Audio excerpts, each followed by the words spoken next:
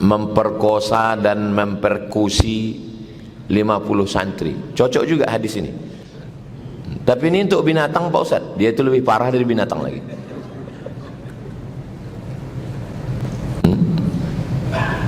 Kok Ustaz bilang dukun, tapi di berita-berita kiai. Tolong wartawan-wartawan, saudara-saudara kita di bidang pers, telusuri baik-baik. Dia tidak pernah mengajar kitab. Syarat kiai membaca kitab. Nah, makanya viral beberapa hari ini anak muda 2 orang mencaci maki Abu Bakar Siddiq. Nah, itu kronologisnya orang bingung, kenapa ada orang Islam mencaci maki Abu Bakar Siddiq? Karena menurut mereka setelah Nabi itu langsung Sayyidina Ali. Bagi mereka Abu Bakar, Umar, Utsman merampas kekuasaan Ali bin Abi Thalib. Semua kebaikan yang terjadi di sini akan mengalir kepada Anda. Hanya karena kita masih hidup tidak bisa melihat itu amal. Tapi kalau kita sudah meninggal dunia, akan melihat amal terus mengalir pada kita. Jadilah orang kaya di akhirat nanti dengan menanam saham modal di tempat ini, tempat mulia. Bismillah. Kalau Anda fakir, semoga Allah berikan kekayaan pada Anda. Jika Anda sempit rezeki, semoga dilapangkan. Yang sakit diberi kesehatan. Bergabunglah, niat bergabung. Sesempit apapun diri Anda, sesusah apapun diri Anda, niat bergabung. Semoga setelah itu Allah akan mudahkan pada Anda. Langsung pesantren Nurul Azhar yang kedua, sisihkan rezeki Anda ke Bank Syariah Indonesia, nomor rekening 147-666-6666 atas nama Yayasan Tabung Wakaf Umat. Kemudian setelah itu, yang pertama, setelah Anda dibukakan hati Anda untuk berderma, berterima kasihlah kepada Allah karena Anda dipilih oleh Allah. Yang kedua, Anda hendaknya sertakan kode transfer atau langsung konfirmasi. Kode transfer 01 di akhir nominal transfer atau konfirmasi ke nomor telepon 0852 6541 6060. Lebih dari itu. Jangan berhenti sampai di sini. Ajak sahabat, kerabat, siapapun yang bisa Anda ajak. Kapan Anda mengajak, Anda mendapatkan pahala yang sama.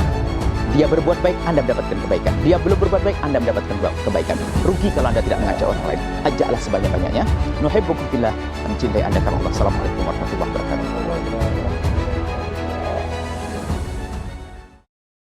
Nanti kalau kita ingin berbagi kajian ini kepada keluarga, kepada kerabat, kepada sejawat, silakan share dari channel YouTube Tabung Wakaf Umat Official dan channel YouTube Masjid Al-Husna yang disiarkan secara live. Sekali lagi saya ulang, bagi yang bertanya silakan ditulis pertanyaan dan nanti ajukan ke depan sebelum ditutup oleh Ustaz, akan dijawab pertanyaan-pertanyaan yang masuk. Tulis di kertas sehingga bisa dijawab oleh Ustaz. Bapak Ibu yang dirahmati Allah Subhanahu wa taala, lebih banyak tentang Yayasan Wakaf Umat silakan nanti ikuti di media sosial kami, Tabung Wakaf Umat Official, wakafnya pakai K biasa. Kemudian di Instagram, di channel YouTube Tabung Wakaf Umat Official, dan di TikTok. Demikian, terima kasih Bapak Ibu yang dirahmati Allah Subhanahu wa taala.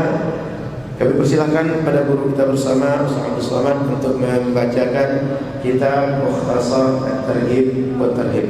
Pada beliau kami persilahkan dengan segala hormat. Terima kasih. Assalamualaikum warahmatullahi wabarakatuh.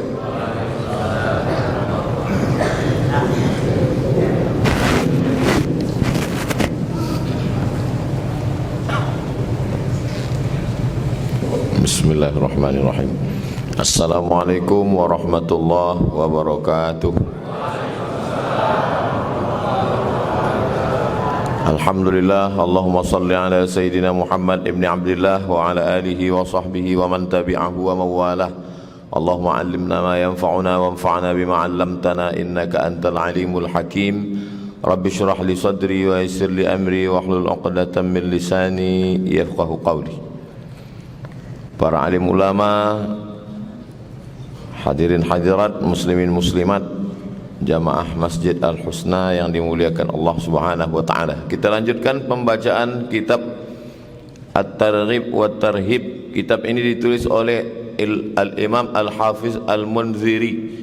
At-Targhib, hadis-hadis yang motivasi beramal. At-Tarhib, hadis-hadis ancaman dari perbuatan dosa. Aslinya kitab ini lebih kurang 1000 halaman. Datang Imam Al-Hafiz Ibnu Hajar Al-Asqalani, diringkasnya menjadi kitab mukhtasar. Mukhtasar artinya ringkasan. Setiap Sabtu subuh pekan kedua kita kaji dalam program kajian bersama Yayasan Tabung Wakaf Umat. Qala al-Imam Al-Hafiz Al-Munziri fi kitabih At-Targhib wa Tarhib, nafa'ana Allah bi'ulumihi fid dharaini. Imam Al-Hafiz Al-Munziri berkata dalam kitab At-Targhib wa Tarhib, mudah-mudahan ilmunya bermanfaat untuk kita dunia akhirat. Bihi wa ilaihi, dengan sanadnya, nomor 355. Wa an Shaddad bin Ausin, dari sahabat Nabi namanya Shaddad ibn Aus radhiyallahu an. Adab dalam ahli sunnah wal jamaah, kalau menyebut nama sahabat Nabi, Abu Bakar Siddiq radhiyallahu an, Abu Bakar Siddiq radhiyallahu an, Umar ibn al-Khattab radhiyallahu an, Utsman ibn Affan radhiyallahu an, untuk membedakan dengan Syiah.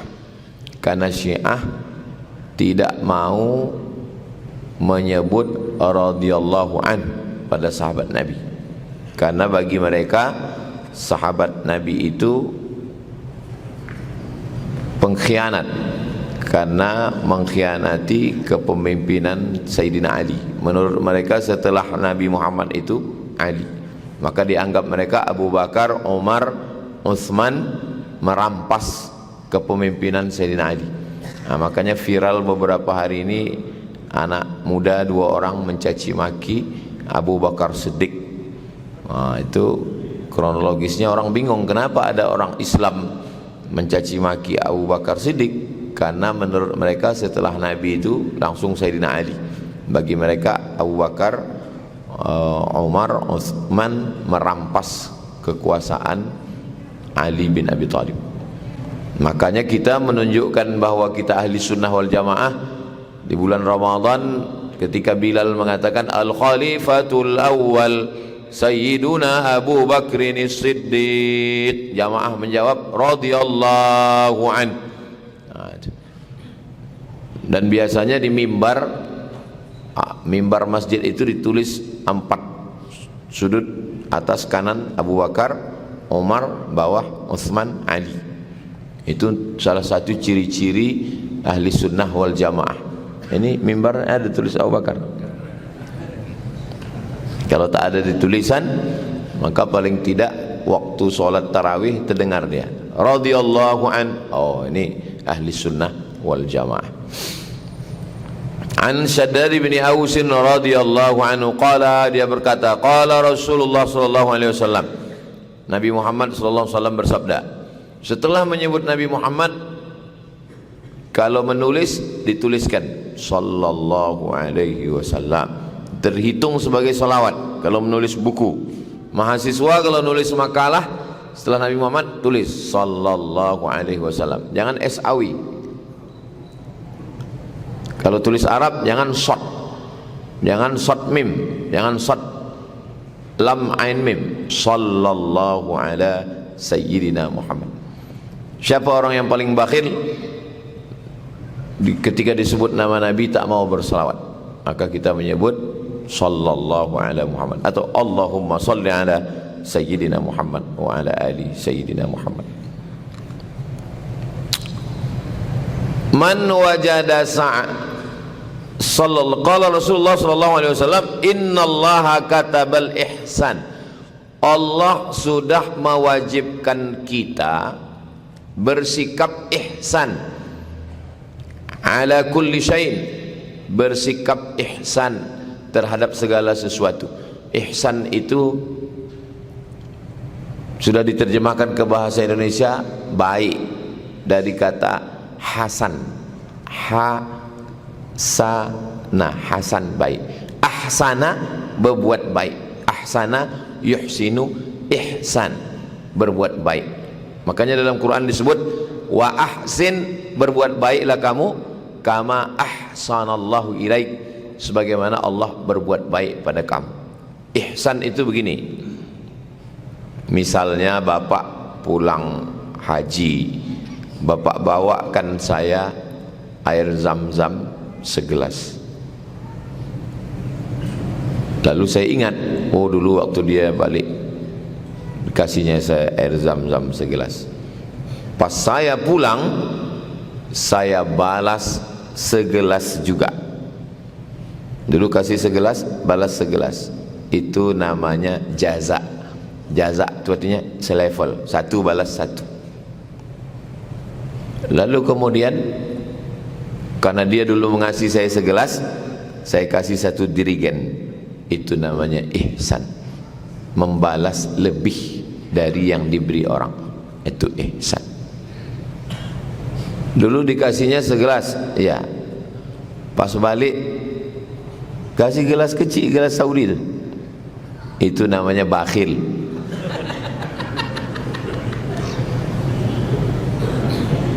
Ihsan, membalas lebih. Allah, orang tua, ihsan. Wa ahsin kama ahsanallahu ilaik. Berbuat baiklah kamu sebagaimana Allah ihsan kepada kamu. Coba tengok ayat Al-Quran, hadis Nabi. Setiap kita melakukan satu, pasti Allah balas dua. Contoh, Bapak Ibu hafal ayatnya. At'amahum min ju' wa amanahum min khauf. Itu satu balas dua itu. Allah cuma minta satu. Falyabudu rabb hadzal bait. Allah cuma minta satu. Falyabudu, beribadahlah kamu. Falyabudu, beribadahlah. Allah cuma minta satu. Balasannya at'amahum min ju'. Kalau kamu lapar, dikasihnya makan. Wa amanahum min khauf. Kalau kamu takut, galau, gundah gulana, susah hati, wa amanahum, dikasihnya kamu rasa aman. Itu salah satu contoh, satu balas dua. Dalam hadis, majtama'a qaumun fi baitin min buyutillah, orang yang berkumpul di rumah Allah. Satu, yatsluna kitab Allah, membaca ayat-ayat Allah. Dua, wa yatadarasunahu fima bainahum, mengkaji isinya. Tiga, kumpul di rumah Allah, membaca ayat-ayat, mengkaji isinya. Tiga, balasan Allah, nazalat alaihimus sakinah, turun ketenangan dalam hati. Wasyiyat bihimur rahmah, diliputi rahmat. Haffat bihimul malaikah, dikelilingi malaikat. Wa dzakarahumullahu fiman indah, dibanggakan Allah Ta'ala kepada para malaikat. Empat, selalu Allah balas lebih. Allah ihsan. Siapa lagi yang ihsan? Orang tua. Wabil walidaini ihsana. Kepada orang tua berbuat ihsanlah kamu. Kenapa kepada orang tua itu berbuat ihsan? Karena kalau ada anak yang membuatkan orang tuanya rumah, dibelikannya mobil, dibelikannya gelang, dibelikannya kain cantik, belum ihsan. Ada orang yang bisa berbuat ihsan pada orang tuanya. Kalau ada orang yang mengatakan aku sudah berbuat ihsan, berarti dia sudah bisa melakukan tiga: melahirkan, mengandung, menyusukan. Artinya apapun yang sudah dilakukan anak kepada orang tua belum pernah mampu membalas lebih.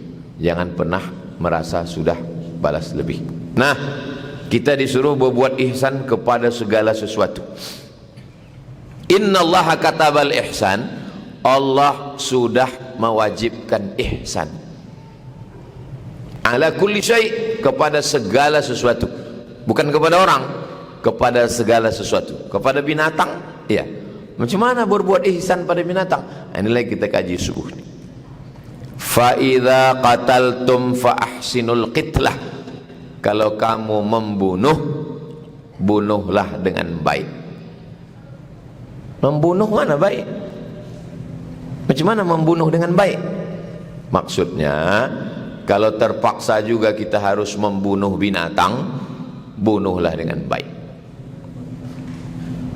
Mana hadis membunuh? Uqtulul aswadaini fi shalah, bunuhlah dua yang hitam walaupun sedang sembahyang. walaupun sedang sholat, bunuhlah dua yang hitam. Yang pertama as-thu'ban, ular. Yang kedua al-aqrab, kalajengking. Dua yang hitam itu maksudnya kalajengking dan ular, bukan handphone. Kadang berbunyi handphone itu dibunuhnya. Kenapa kau matikan waktu sembahyang tadi? Bunuhlah dua yang hitam. Handphone aku warna hitam. Uqtulul aswadaini. Membunuh itu sekali pukul mati. Pas sedang sholat nampak ular, pup, mati. Nampak kalajengking, pup, mati. Tak boleh kalajengking itu dipotong tangannya sebelah. Habis itu lepaskan, kasih tahu ke kawan-kawan kau yang lain, jangan datang sini lagi. Tak boleh. Menyiksa binatang tak boleh dalam Islam. Makanya kalau membunuh, sekali bunuh mati.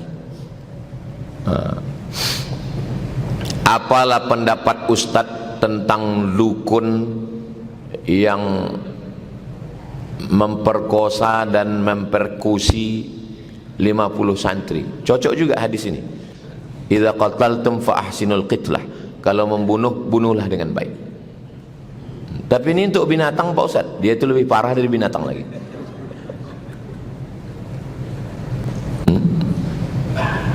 Kok Ustaz bilang dukun, tapi di berita-berita kiai. Tolong wartawan-wartawan, saudara-saudara kita di bidang pers, telusuri baik-baik. Dia tidak pernah mengajar kitab. Syarat kiai membaca kitab. Makanya kiai yang tak bisa baca kitab itu kiai selamat. Apa kiai selamat nih? Dulu sebelum Islam datang, semua benda-benda keramat itu dipanggil kiai. Tombak itu kiai, keris kiai, termasuk kerbau warna putih. Yang di Solo ada kerbau warna putih, itu dipanggil kiai, kiai selamat namanya. Makanya kalau ada kiai tak bisa baca kitab, itu kiai selamat, kerbau putih. Dia sebenarnya dukun. Kenapa dukun ini masih laku? Karena pejabat-pejabat di Indonesia berdukun. Apalagi kalau udah mau dekat-dekat pilkada sama pileg, berdukun. Jadi dukun inilah dapat duit dari orang kaya, dari pejabat, dapat duit, dibelikan ke tanah, dibuat panti. Berdatanganlah orang sekolah, anak yatim, fakir miskin mendaftar. Masalahnya tempat kita ini asal mau berkain, berjubah, langsung panggil kiai. Di Malaysia, di Brunei, ketat, tak boleh ceramah. Saya sebelum ceramah sebulan mengirimkan ijazah dulu, S1, S2, S3, dites dulu bisa baca kitab atau tidak. Syarat 3, akidahnya mesti Asy'ari, fikihnya mesti mazhab Syafi'i, tasawufnya mesti tasawuf Sunni. Dapat tauliyah namanya dari sultan. Tauliyah, sultan memberi ke mufti, orang ini boleh ceramah. Tempat kita enggak, asal diundang masjid cakap. Tukang olah pun bisa bercakap. Itulah susah umat ini. Makanya wartawan-wartawan tolonglah tulis, kalau dukun tulis dukun, kalau tidak rusak umat ini. Alhamdulillah Masjid Al-Husna ini yang mengajar kemari ini mesti lulus fit and proper test, termasuklah saya ini udah lulus ini. Cuma kami bisa masuk Al-Husna ini. Idza qataltum fahsinul qitlah, kalau membunuh, bunuh dengan baik. Jangan ajarkan anak menyiksa binatang, tak boleh. Balik anak saya dari pasar kaget, babah, anak saya manggil saya babah. Apa ini? Itu yang macam ciput, tapi bisa ya? Saya sebetulnya tahu, cuman ngetes bapak ini tahu tak orang. Rupanya tahu dia itu. Macam ciput jalan-jalan berwarna-warna. Oh, tak boleh ni nak. Saya bilang tak boleh. Saya bawa dia, ayo kita antar dia balik. Dia cari semak-semak, pokok-pokok, semak-semak yang teduh, yang sejuk, letakkan balik. Kenapa? Kata dia, coba seandainya Sami sedang jalan-jalan, tiba-tiba datang culik. Diculiknya Sami, dibawanya. Takut tak? Jauh dari bawah. Ya, begitulah dia ini. Sendiri dia di rumah kita ini. Sedih dia, menangis dia ini. Ajak dia berpikir. Bisa anak tu, anak umur 2 tahun 3 tahun dia ajak berpikir, bisa. Oh, kata dia. Lepaskan. Jangan ajar anak. Balik lagi dari pasar malam, membawa ikan lele kecil. Rupanya pasar malam ni di ember, anak-anak lele itu dijual, ditangguk. Itu menyiksa binatang. Carilah mencari nafkah yang halal supaya rezekinya berkah, jangan menyiksa binatang. Anak-anak kecil, saya ajarkan anak saya. Kenapa? Karena orang tua saya dulu begitu mengajar saya. Kalau udah musim, kalau tak ada berada, takkan tempua bersarang rendah. Tempua ini sarangnya tinggi, tapi kalau padi sudah menguning, mulailah tempua turun bersarang. Waktu panen padi, disitulah libur sekolah, mencari sarang burung, bawa balik ke rumah. Orang tua saya termasuk yang marah, tak boleh membawa anak burung ke rumah. Antarkan balik, balikkan anak burung, jangan nyiksa, tak boleh. Kawan-kawan saya, orang tuanya membiarkan, maka saya tidak. Jangan menormalisasi memelihara binatang. Saya dulu punya burung, ciri khas kita di Riau ini burung serindit hijau. Saya dulu punya burung serindit, sarangnya dari rotan, berputar rotan. Saya letakkan di pokok jambu.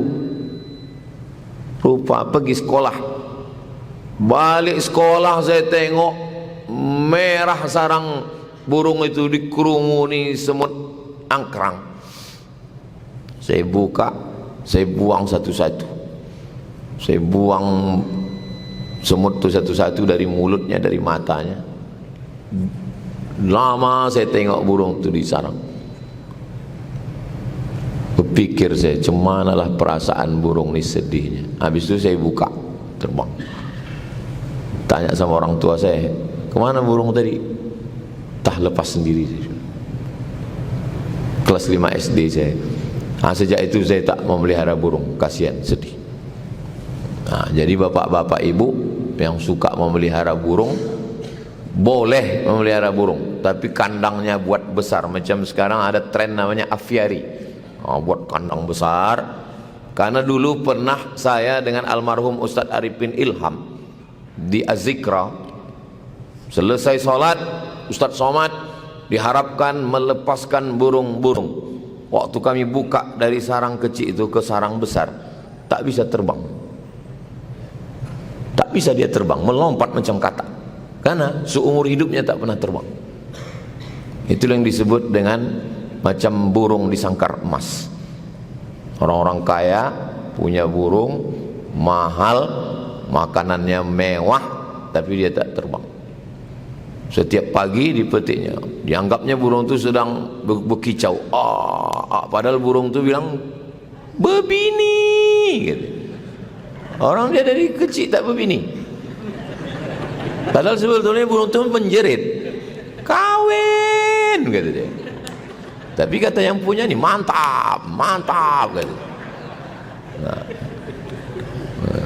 Karena kita tak mengerti bahasa dia. Saking banyaknya orang menganiaya burung ini, alhamdulillah dikirim Allah, ada yang bisa bahasa burung, ada yang bisa bahasa semut. Mas Koli Sududu. Jangan siksa binatang. Kalau mau bunuh, bunuh saja. Yang berbisa sekalipun tak boleh siksa. Ular tu disuruh kita membunuh ular, terutama ular hitam. karena bisa menjelmaan jin. Orang mengirim santet pun melalui ular, bunuh, sekali bunuh pup mati. Idza qaltatum fa'ahsinul qitlah wa idza dzabhtum, kalau kamu menyembelih fa'ahsinuz dzabhah, kalau menyembelih pun sembelih dengan baik. Kalau menyembelih sembelih dengan baik. Macam mana menyembelih dengan baik? Wal yuhidda ahadukum syafratahu, tajamkan pisaunya. Ambil kertas,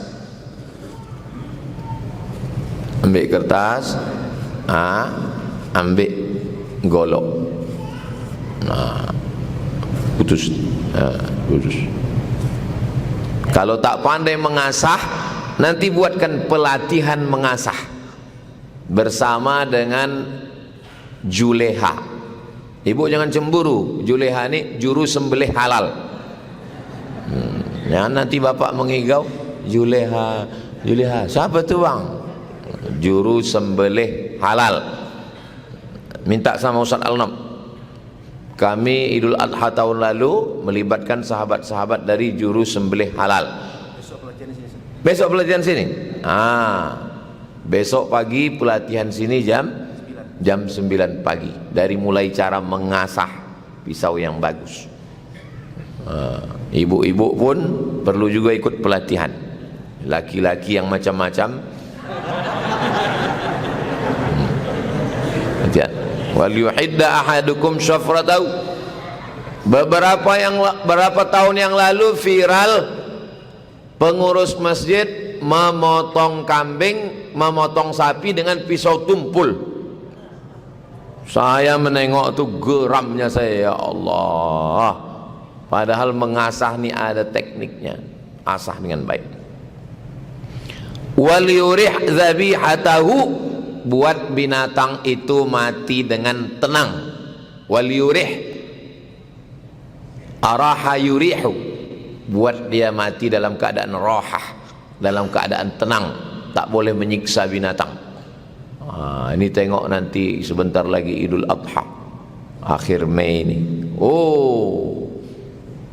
Padahal itu mestinya adalah perbuatan ihsan, tapi justru disitulah orang menyiksa binatang. Nanti Bapak Ibu panjang umur, murah rezeki, mudah-mudahan kita bisa berhaji umrah ke Baitullah. Itu onta itu dibiarkan tegak, hanya ditambatkan saja ke batang korma, lalu datang orang Arab membawa macam celurit, macam sabit, sekali tarik aja ke lehernya, putus. Urat makan, urat nafas, sekali tarik, terus putus, jatuh. Bukan macam kita diikat di situ, di sini. Pengurus masjid tahun lalu belum sehat lagi sampai sekarang. Isi pak buat sapi itu mengamuk. Wal yurih dzabihatahu, buat dia mati tenang. Rupanya kalau binatang ini pisaunya tajam, matinya tenang, dagingnya fresh. Nah, sekarang banyak binatang ini tidak dipotong gara-gara rumah potong tidak diawasi. Ada yang mati tersedak, dimasukkan air ke leher sapi, kambing, kobau, akhirnya mati tersedak. Kenapa dimasukkan air ke dalam, air keran? Pertama supaya darahnya tak keluar. Darah kalau tak keluar bergabung ke daging, berat. Penjual mau daging berat. Masukkan air, air bercampur darah, bercampur daging. Bahkan disuntikkan lagi, disuntikkan ke dalam ayam, disuntik. Lalat pun tak mau hinggap. Binatang paling hina lalat pun tahu. Rupanya air itu ditambah pula lagi pakai air apa namanya untuk mayat tuh? Formalin. Banyak juga ternyata yang pakai formalin. Suntikkan formalin. Lalat pun tak mau. Karena lalat tahu itu formalin. Lalat pun heran nengok kita aja nggak mau kata lalat. Nah, ini lalu kemudian binatang mati karena disetrum. Kebetulan saya dulu kuliah sempat 1 semester di UKM, University Kebangsaan Malaysia. Satu kelas itu ada namanya Ustadz Hamzah, orang Singapura. Duduk samping. Ustadz Hamzah dari mana? Saya dari Singapura. Oh, Ustadz Hamzah kerjanya di Singapura apa? Saya pengawas rumah potong. Jadi di Singapura walaupun tak Islam, rumah potong itu diawasi karena ini makanan untuk orang Islam. Apakah tempat kita ini memang betul-betul dipotong? Wallahu a'lam bishawab. Kita sebetulnya memakan selama ini husnuzon aja itu. Dasarnya husnuzon. Berapa banyak ayam di pasar itu mati bukan karena dipotong, tapi mati tertimpa. Orang mau kejar, ini sudah jam 4, subuh pedagang sudah mulai datang, akhirnya potong. Entah sebut nama Allah, entah tidak. Macam mana sebut? Handphone sebelah ini, rokok. Yang atas itu yang mati potong, yang bawah itu mati tertimpa. Itu maka kadang biru dagingnya, hitam. Kenapa? Daging darah menggumpal. Muncullah penyakit namanya mad cow. Mad gilo, cow sapi. Mad cow sapi gilo.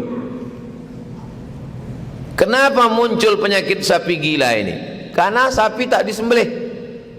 Sapi tak disembelih, dagingnya dipotong pakai mesin, bercampur darah di situ, dinaikkan ke atas api. Tong pang, tong tang, tong tang, masukkan ke roti. Barbecue. Darah itulah banyak kuman penyakit, dimakan. Gilo, namanya sapi gilo. Kita sapi dipotong, setelah dipotong darah habis keluar. Setelah itu daging dipotong lagi, masih ada darah-darah sedikit, cuci bersih. Setelah itu dimasak. Masak. Apalagi kalau tempat kita bukan cuma sekedar dimasak, ditokok pula lagi. Dendeng batoko. Bersih, steril. Jadi sebetulnya sapi gilo nih obatnya ada dalam Islam. Jangankan sapi gilo, laki gilo pun ada obatnya dalam Islam. Wal yurih dzabihatahu. Ini hadis yang Ustaz sampaikan ini sahih apa tak sahih? Rawahu Muslimun. Hadis ini ada dalam Sahih Muslim. Yang paling tinggi Sahih Bukhari. Di bawah itu Sahih Muslim. Wal arba'ah, dan kitab Sunan yang 4. Paling tinggi Sunan Abi Daud. Di bawah itu Sunan Nasai. Di bawah itu Sunan Tirmidzi. Di bawah itu Sunan Ibnu Majah. 4 sunan. Kalau satu sunnah, kalau banyak sunan. Sunan maksudnya sunnah. Kalau Sunan Kalijogo, Sunan Gunung Jati, itu bukan bahasa Arab. Itu artinya susunan. Sunan Kalijogo, Sunan Gunung Jati, Sunan Ampel, itu artinya susunan. Maksudnya kalau berjumpa dengan mereka, dulu masyarakat Jawa itu hormat dengan menyusun tangan. Susunan. Yang sebelum Islam datang, ini dipakai untuk menyembah dewa-dewa. Setelah Islam datang, dipakai untuk memuliakan manusia. Jadi kalau ada orang Islam yang begini, itu dia bukan menyembah dewa, tapi dia memuliakan manusia. Jadi Islam itu datang tidak merubah bentuk, tapi merubah substansi. Yang sebelumnya dia memuliakan sapi, memuliakan tombak, memuliakan keris. Setelah Islam datang, dia memuliakan manusia. Itu asal usul kiai tadi. Sunan juga begitu. Yang sebelumnya dia menyusun tangannya untuk pokok kayu, untuk batu, untuk hantu. Setelah itu dia memuliakan manusia, tapi tidak mempertuhankan manusia. Itu beda sunan. Jangan nanti kita ditanya, itu kata Ustadz tadi Sunan Abi Daud. Ya, kalau Sunan Kalijogo, Sunan Gunung Jati, apa bedanya mah? Kata anaknya bertanya. Jangan banyak-banyak tanya. Banyak tanya itu Benyamin Netanyahu. Kita lanjutkan hadis 356. Jam berapa baru jawab pertanyaan soal? Jam 6.15. 6.15. Ya, 6.15 jawab pertanyaan, 6.30 sudah bisa sholat sunat isyraq. Hadis 356. Wa an ibni Abbasin, dari sahabat Nabi namanya Abdullah bin Abbas. Namanya Abdullah, nama ayahnya Abbas, nama atuknya Abdul Muttalib. Nama Nabi kita Muhammad sallallahu alaihi wasallam. Nama ayahnya Abdullah, nama atuknya Abdul Muttalib. Pertanyaannya, apakah hubungan periwayat hadis ini dengan Nabi Muhammad? Atuknya satu, ayahnya adik-beradik, sewali. Kalau Melayu kami sewali namanya. Sepupu Pak Ustaz. Sepupu itu kalau mak adik-beradik. Mak adik-beradik sepupu. Kalau nenek adik-beradik dua pupu. Kalau ayah adik-beradik sewali. Kenapa dia bilang sewali? Karena kalau mati ayah dia, mati atuk dia, mati abang dia, mati adik dia, ini bisa jadi wali nikah. Itu namanya sewali itu. Saudara sewali namanya, bisa jadi wali nikah. Tapi kalau tak ada orang meminang, bisa juga dia menikahnya. Ini hebatnya saudara sewali. Bisa dia wali nikah, bisa pula dia nikah sebenarnya. Ayah adik beradik bisa anaknya nikah, bisa. Jadi ini saudara sewali Nabi Muhammad SAW. Ayah mereka adik beradik, radhiyallahu anhuma. Qala, dia berkata, marra Rasulullah SAW, Nabi lewat. Nabi sedang lewat, ala rajulin, ada seorang laki-laki, wadhi'i rijlahu, ada seorang laki-laki menjatuhkan kambing. Kambing jatuhkan, diletakkannya kakinya ala safhati syatin, diletakkannya kakinya di atas badan kambing tadi. Kalau menyembelih ke arah kiblat, ke sana kiblat, berarti kepala kambing ke sana, kaki kambing ke depan, kepala ke sana, kaki ada depan. Nah, pas menyembelih diletakkannya kakinya ke atas kambing tadi. Wa huwa yuhiddu syafratahu, udah diletakkannya, diasahnya pisaunya di situ. Asah pisau. Wa hiya talhazu ilaihi, wa hiya kambing tadi talhazu ilaihi bi basariha, mata kambing tadi menengok mata pisau. Itulah namanya bertatapan mata sama mata itu. Mata kambing ke mata pisau. Qala, apa kata Nabi? Afala qabla hadha, afala qabla hadha, kata Nabi. Afala qabla hadha, kenapa lah tak kau asah sebelum ini? Asah dulu. Asah dulu. Jangan diasah di depan mata kambing. Meneror kambing pun tak boleh. Apalagi meneror laki. Apalagi meneror bini, apalagi meneror ustad. Meneror kambing pun tak boleh. Jadi kalau ada orang mengatakan Islam ini teroris, bacakan hadis. Bawa perang panjang tuh, apa kau bilang? Mengasah ini pun tak boleh depan mata kambing. Au turidu an tumitaha mauta'atin, kata Nabi. Apakah kau mau membuat kambing ini mati berkali-kali, kata Nabi. Matinya sekali aja, sembelih cukup. Jangan kau buat dia mati berkali-kali. Apa maksudnya mati berkali-kali? Menakut-nakuti dia. Asah dulu. Makanya nanti sebelum menyembelih itu beli terpal. Sapi pertama, jangan sapi kedua tuh menengok kawan sembelih. Semana perasaan kita menengok kawan kita disembelih? Jadi sekarang ini banyak orang tak lagi memperdulikan hewan. Padahal Islam ini agama yang paling rahmatan. Wa ma arsalnaka illa rahmatan lil alamin. Islam ini bukan rahmatan lil muslimin, bukan rahmatan lil mu'minin, lil alamin. Kambing pun dapat rahmat, kerbau pun dapat rahmat, sapi pun dapat rahmat. Rawahu Tabrani. Sahih hadisnya nih Pak Ustaz. Hadis ini diriwayatkan oleh Imam At-Tabrani. Imam At-Tabrani ada nama kitabnya Al-Mu'jam Al-Kabir, ada namanya Al-Mu'jam As-Saghir, ada namanya Al-Mu'jam Al-Awsat. 3. Ini dalam kitab Al-Mu'jam Al-Kabir dan juga ada dalam kitab Al-Mu'jam Al-Awsat. Sahih atau tak sahih? Wa rijaluhu rijalus sahih. Periwayatnya adalah periwayat yang sahih. Bisa dijadikan sebagai dalil dalam beramal. Itulah dua hadis yang kita kaji subuh ini. Memang bertepatan hadis yang kita kaji subuh ini bertepatan dengan dekatnya Idul Adha. Bukan sengaja saya pilih, karena kita membaca ini tidak pilih-pilih, terus diurut. Pas di Masjid Al-Husna, pas mau dekat Idul Adha, pas pula pelatihan besok pagi.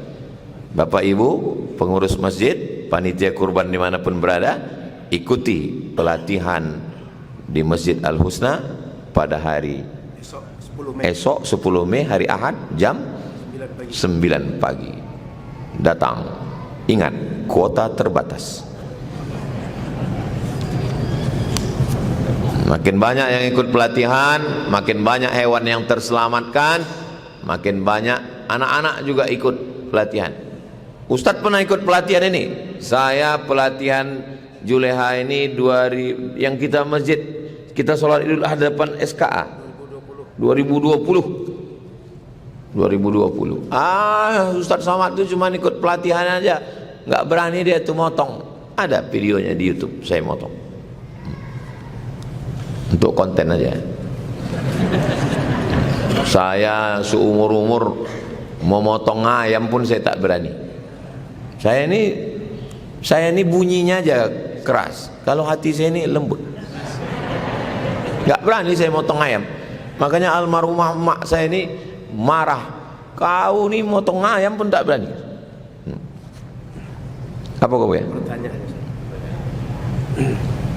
Saya sangka ngasih hadiah handphone.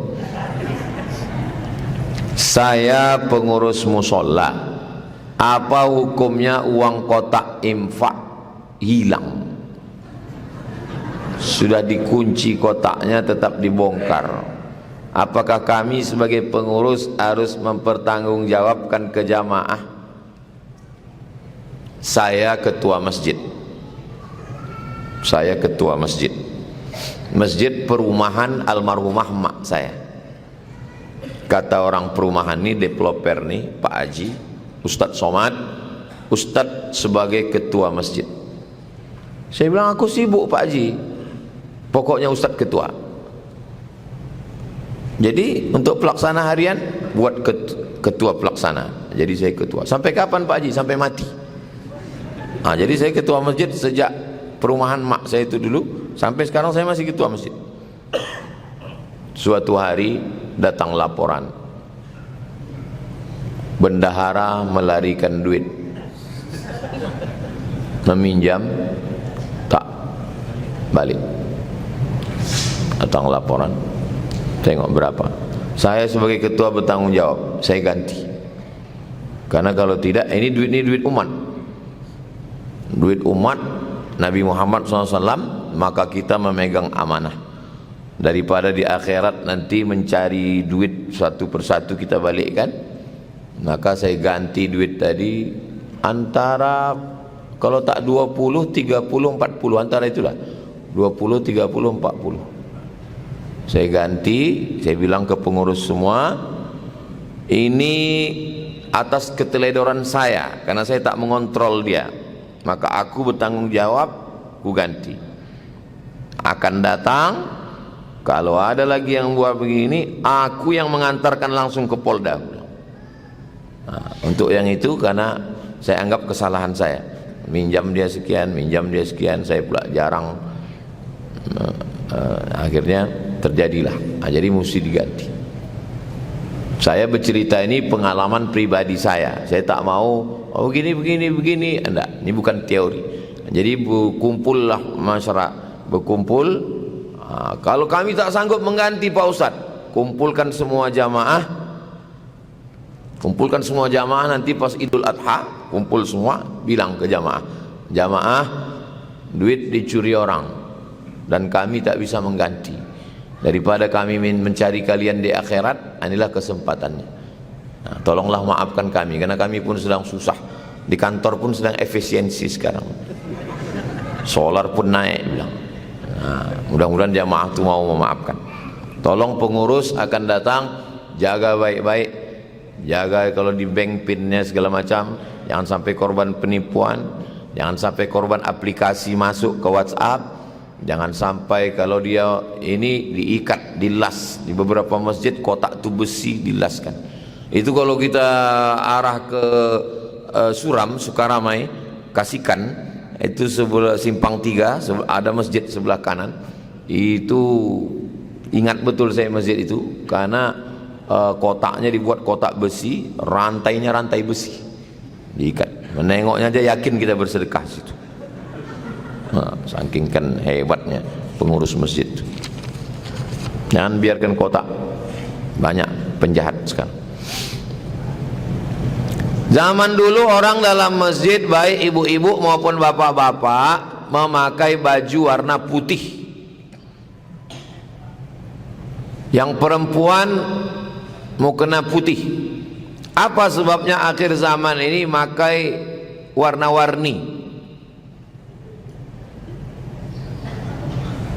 Apa padilah warna putih? Warna putih sunnah, ikut perbuatan Nabi Muhammad SAW. Tapi Nabi sorbannya yang ada dalam riwayat, waktu dia mau memakaikan Sayyidina Ali untuk perang, dia pakaikan sorban warna hitam. Nabi juga ada pakaian beberapa warna. Nah, jadi tentang masalah putih dan warna lain ini, itu bukan masalah boleh tak boleh, tapi masalah afdal dan mafdul, afdal dan tak afdal. Ibu yang pakai mukena putih afdal, pakai mukena warna lain mubah, boleh. Bapak yang pakai baju putih bagus, pakai baju batik, pakai baju lain mubah. Al aslu fil asya al ibahah, hukum asal segala sesuatu adalah mubah, boleh, tidak apa-apa. Kalau pakai mukena, pakaian sembahyang, sholat, pakaian yang biasa-biasa saja, itu maka tidak boleh memakai baju bertulis-tulis. Karena menurut mazhab Maliki, sholat itu menghadap ke depan. Fawalli wajhaka syatral masjidil haram, hadapkanlah wajahmu ke arah masjidil haram. Jadi sholat dalam mazhab Maliki itu bukan menengok tempat sujud, matanya ke depan, karena masjidil haram itu di depan.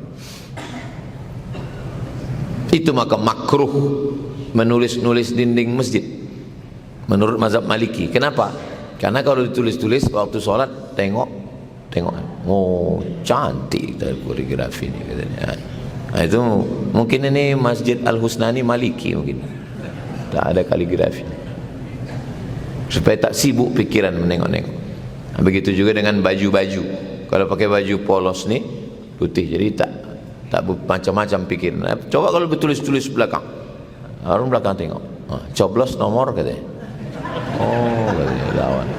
Ada tertulis di tengkuk tu. Saya kalau pakai kain merek tu saya gulung di atas. Nih kain nih merek di atas. Jadi kalau tidak nanti tengok jamaah. Oh, gajah duduk ustaz ni katanya. Nah itu. Begitu juga ibu kalau pakai mukena, pakailah mukena yang biasa saja, jangan yang mewarna-warni. Apalagi Idul Adha nanti, di situ khotib khutbah, di situlah kawan sebelah cantik ya mukena, beli di mana? Semua bunga ada di situ, bunga matahari, bunga tai ayam ada semua. Yang polos-polos, yang bagus. Nah, baju saya ini polos. Saya suka yang polos-polos. Tapi bukan berarti yang baju saya banyak juga yang berbunga-bunga, yang batik. Tak salah. Innallaha jamil. Ya Rasulullah, kami suka baju yang bagus, sendal yang bagus. Apa kata Nabi? Innallaha jamil. Allah itu maha indah. Yuhibbul jamal. Allah suka kepada keindahan. Bukan dilarang. Tapi kalau menyibukkan pikiran, maka dia lebih baik yang polos-polos.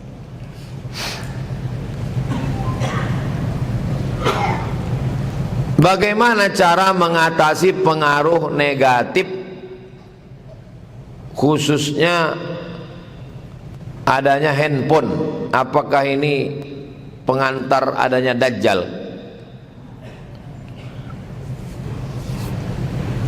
Pertama, radio hanya suaranya aja, tak nampak orangnya, mak lampir.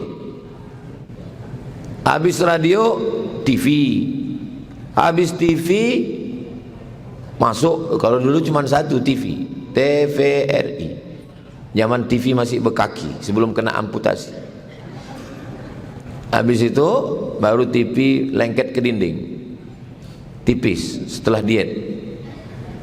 Lalu kemudian muncul parabola. Dulu ini telepon, ini radio, ini TV, ini kamera, 4 benda. Sekarang disatukan, telepon, radio, TV, kamera jadi satu dalam benda yang kecil. Jadi orang sibuk dalam satu pegang, situ dia pegang. Sebetulnya tak salah handphonenya, dia alat, sama macam pisau. Apa hukum pisau? Hukum pisau sama dengan hukum tujuannya. Kalau pisau itu dipakai untuk memotong sapi kurban, ya karena memotong sapi sunnah, maka punya pisau. Ma la yatimul wajib illa bihi fahuwa wajib. Salat wajib, ya. Berwudu wajib, karena tak sah salat kalau tak wudu. Maka memakai timba, membeli timba wajib, karena kalau tak ada timba, gimana mau mengambil air? Apa hukum membeli mesin? Mesin itu alat. Salat wajib, ya. Maka wuduknya ikut wajib, karena tak sah wuduk kalau tak ada air. Maka hukum membeli alat untuk mengambil, menyedot air itu menjadi wajib. Ini cerita alat, mesin, timba, pisau, alat. Maka handphone ini juga alat. Handphone bisa dijadikan alat untuk belajar. Dari mana saya bisa menengok pengajian Syekh Ali Jum'ah di Mesir? Melalui handphone. Handphone bisa untuk mencari kitab. Kitab tulis At-Targhib wa Tarhib Al-Hafiz Al-Munziri PDF, download. Tengok pas ngaji PDF. Alat. Jadi tergantung. Jadi jangan salahkan handphonenya. Handphonenya tak salah, yang salah yang punya handphone. Makanya namanya smartphone. Smart, cerdas, phone. Smartphone, handphonenya cerdas. Yang megang handphone itu yang bongak. Tak bisa dia dikendalikan handphone. Kita yang mengendalikan handphone. Apa yang mesti kita cari di handphone ini? Sampai jam berapa kita buka handphone? Kawan saya alumni Al-Azhar mengajar di sekolah di Pekanbaru, bukan pesantren, sekolah. Mendadak razia handphone pakai keranjang, tangkap handphone anak-anak, buka satu-satu. Telepon bapaknya, Assalamualaikum bapak wali murid si Anu, iya, datang ke sekolah. Datang besok ibunya, ibu wali muridnya, iya, ini handphone anak ibu ini sudah cukup rusak anak ibu ini, ibu mesti awasi anak ibu. Sudah selesai dinasihati semua, ibu tu cakap, mohon maaf Pak Ustadz, itu handphone suami saya.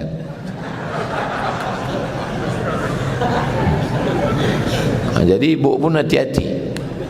Sebetulnya anak muda ini tak terlalu jahat. Kenakalan orang tua ini pun sekarang ini luar biasa.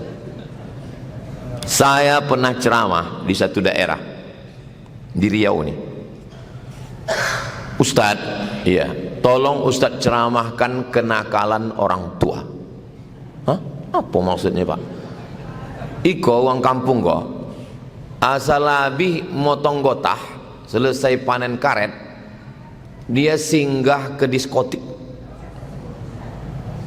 motong karet dari kampung, jual ke kota, singgah ke kafe-kafe yang ada karaoke. Terkejut saya. Orang kampung tak tahu handphone, tak pakai handphone. Jadi kalau dikatakan jahat pakai handphone, ini.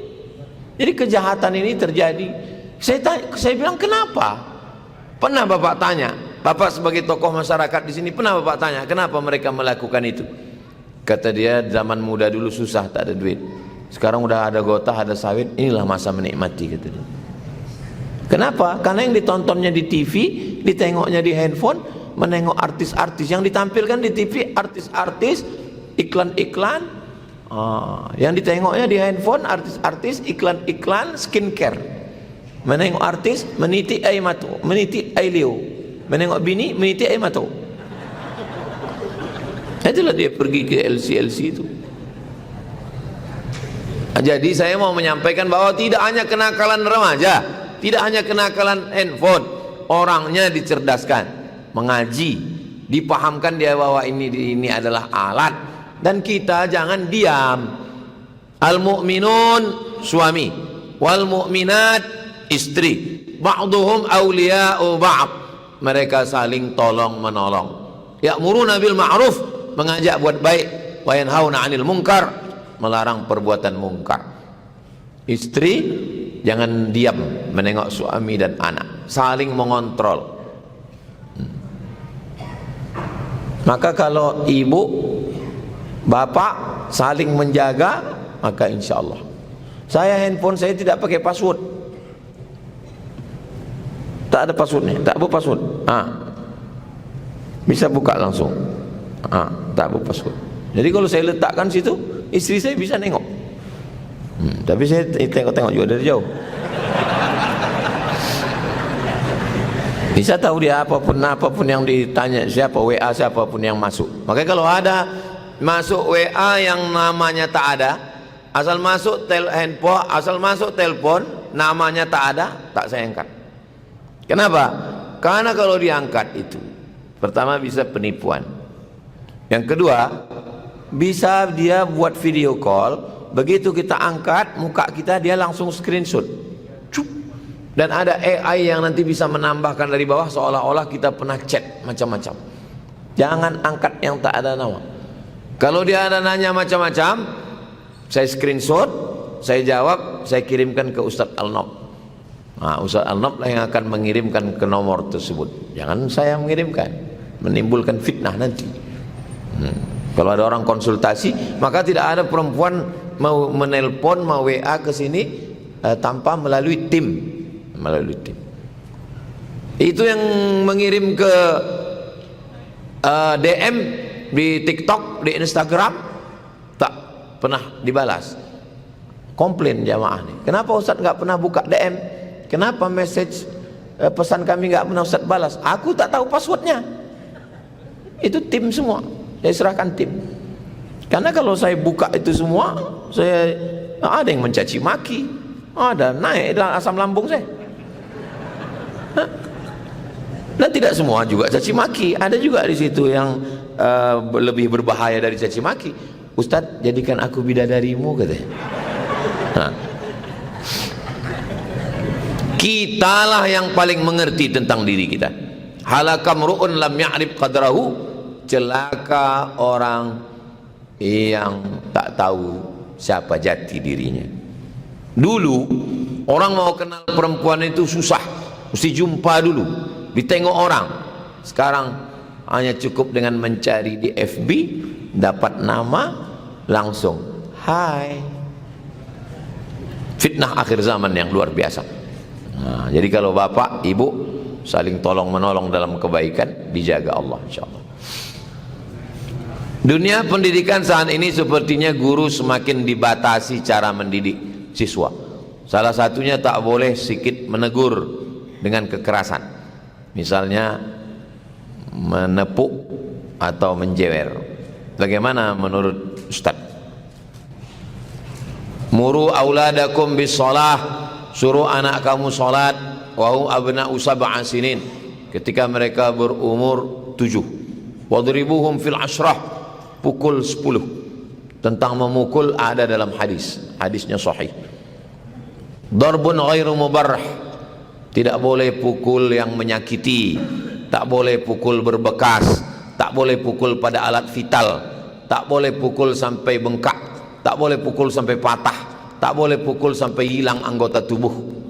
Pukul pun ada syarat dan ketentuan berlaku. Ada seorang perempuan tinggal di Belanda, dan dia membuat satu video curhat dia, tak berjilbab, artinya dia bukan orang agama. Kata dia, saya stres tinggal di Eropa. Kenapa? karena tak boleh bersuara tinggi ke anak. Tak boleh bersuara tinggi ke anak. Jadi kalau ada orang marah ke anaknya, kamu jangan gitu, didengar sama orang sebelah, bisa dilapor.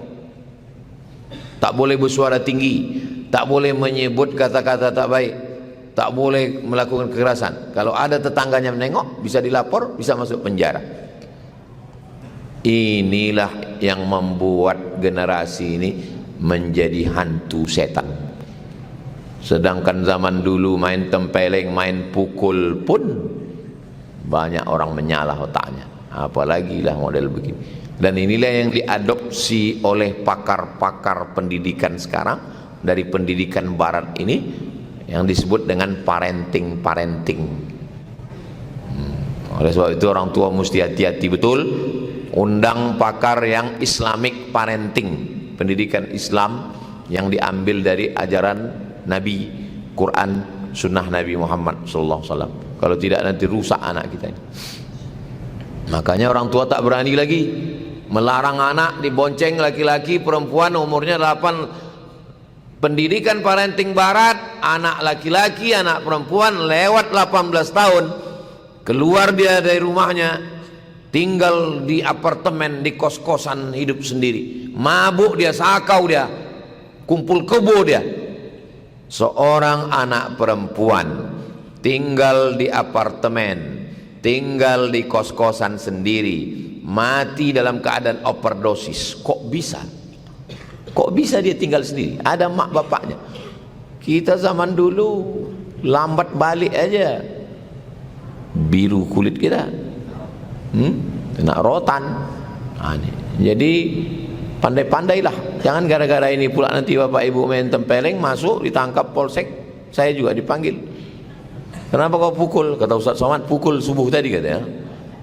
Pandai-pandailah kita mendidik anak kita ini supaya dia, itu salah satu tujuan nasihat. Tidak semuanya pendidikan itu melalui pukulan. Anak-anak ini perlu uswah, contoh keteladanan. Anak-anak ini perlu dikasih makan halal.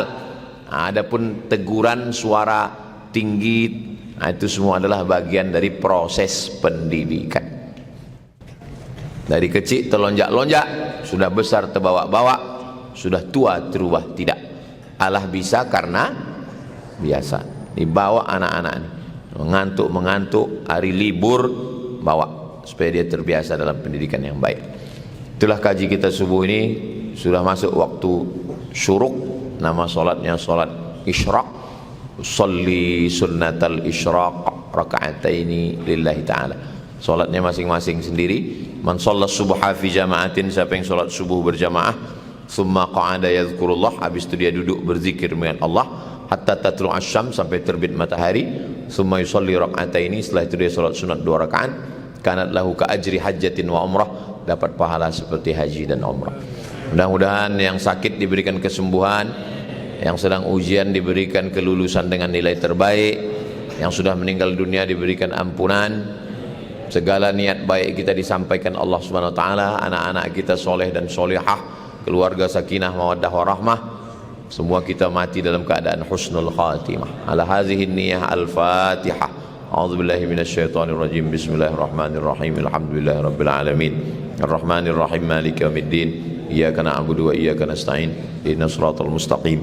Siratal ladzina an'amta 'alaihim ghairil maghdubi 'alaihim waladdallin. Amin. Allahumma shalli 'ala sayyidina Muhammad wa 'ala ali sayyidina Muhammad. Tibbil qulubi wa dawaiha wa afiyatil abdani wa shifaiha wa nuril absari wa jalaiha wa 'ala alihi wa sahbihi wa barik wa sallim. Ya qadiyal hajat, ya rafi'ad darajat, ya man qada amran innama yaqulu lahu kun fayakun. Hasbunallahu wa ni'mal wakil, ni'mal maula wa ni'man nasir, wa la hawla wa la quwwata illa billahil aliyyil azim. Ya Rabbi bil Mustafa balligh maqasidana waghfir lana ma madha ya wasi'al karami. Antal habibul ladzi turja syafa'atuhu likulli hawlin minal ahwali muqatahami. Wa sallallahu ala sayyidina Muhammad wa ala alihi washabbihi wasallam walhamdulillahi rabbil alamin. Taqabbalallahu minkum minna wa minkum taqabbal ya karim. Terima kasih segala perhatian. Mohon maaf segala kesilapan dan kekhilafan. Aqulu qawli hadza astaghfirullah li wa lakum. Wassalamualaikum warahmatullahi wabarakatuh.